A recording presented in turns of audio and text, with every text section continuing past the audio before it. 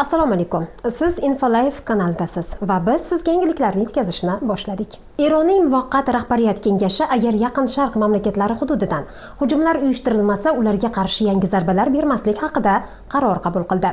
Bu haqda bugun 7-mart kuni Eron prezidenti Masud Pezeshkian televideniya orqali yo'llagan murojaatida ma'lum qildi. Xizmat mardum aziz kishvarmon salom arz. Afsuski, hozir shunday jarayon yuz bermoqdaki, ular barcha xalqaro qonunlarni e'tiborsiz qoldirib, xohlagan joylarini bombardimon qilmoqda.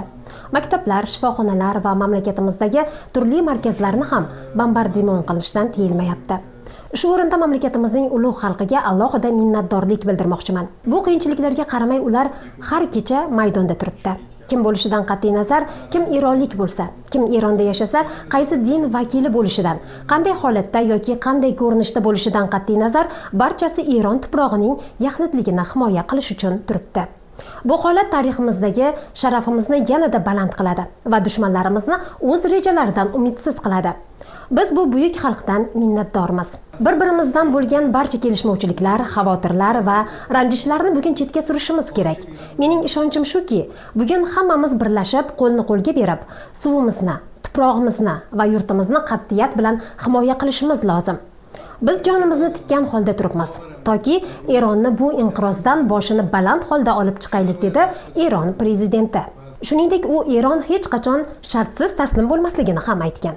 Biz shartsiz taslim bo'lamiz deb o'ylayotganlar bu orzuni o'zlari bilan qabrga olib ketishadi. Biz xalqaro qonunlarga, insoniy me'yorlarga va o'zlari doimo tilga oladigan tamoyillarga sodiqmiz.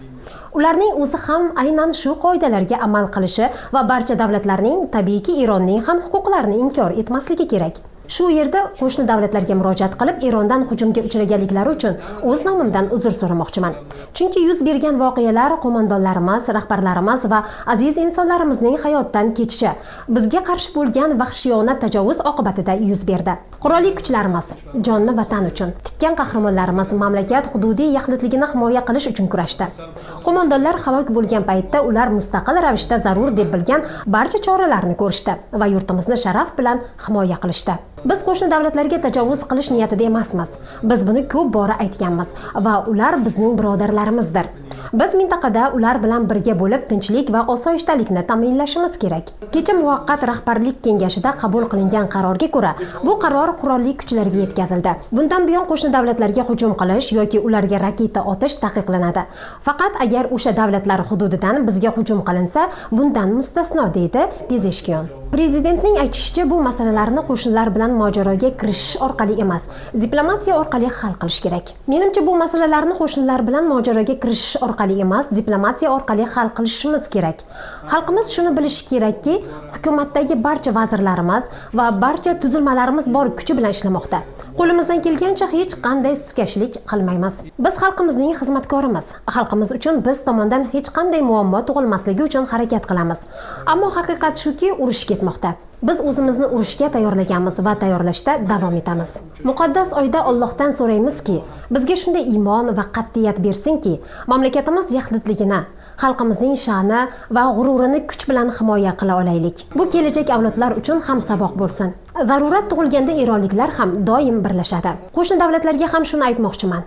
Ayrim guruhlar yoki kuchlar bu vaziyatdan foydalanib bizning hududimizga hujum qilishni o'ylayotgan bo'lishi mumkin. Ularga shuni aytaman: imperializm qo'lida o'yinchoq bo'lmanglar.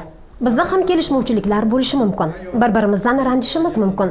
Ammo hozir Isroilning genotsidiga va AQShning zo'ravon siyosatiga tayanch bo'lish bu doimiy sharmandalik bo'ladi. Mustamlakachilar va qatliamchilar qo'lida o'yinchoq bo'lish erkinlik va sharaf olib kelmaydi. بهتره با هم بشینیم حل کنیم. ولی بازیچه اسرائیل و آمریکا نشین. سربلند و پیروز و موفق باشید انشالله.